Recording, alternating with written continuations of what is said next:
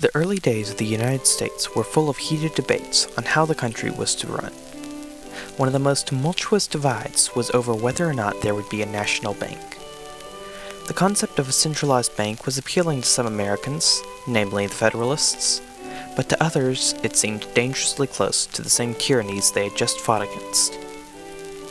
The national bank, as first proposed by Alexander Hamilton in 1790, was to start its funding by selling $10 million in stock. $8 million of stock were to be available to public shareholders. The other $2 million was to be purchased by the United States government. However, the government was totally broke and did not have the $2 million. Hamilton suggested that the money should be acquired by taking out a loan with the national bank, which, need I remind you, was the reason the government needed the money in the first place. Restrictions were put in place to minimize corruption, such as a mandatory rotation on the board of directors. The bank was granted a 20-year charter starting in 1791. The newly chartered bank resulted in the government needing even more money to pay off debts, as required by the charter. To solve this issue, Hamilton suggested an increase of tariffs on imported alcohol and an increase to the tax on whiskey. These tax increases led to widespread rebellions known as the Whiskey Rebellions. Thomas Jefferson and James Madison feared that the establishment of a national bank would only help investors at the expense of the American citizens.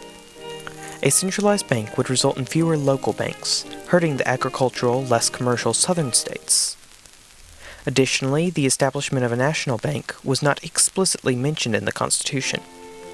As Jefferson and Madison argued, the 10th Amendment reserved all powers not explicitly mentioned in the Constitution to the states, making a national bank unconstitutional.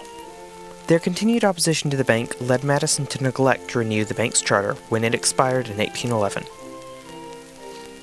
The expiration of the first national bank was not the end of the question of a nationalized bank, as just 5 years later, Madison's administration chartered a second national bank, which would become even more divisive in the following years. The first national bank was significant in the ongoing discussion of what powers the federal government can constitutionally exercise. Don't forget to follow me on Instagram and Twitter at Late Modern History for inside information, behind the scenes, and sneak peeks at upcoming videos. And as always, if you enjoyed this video, be sure to like and subscribe.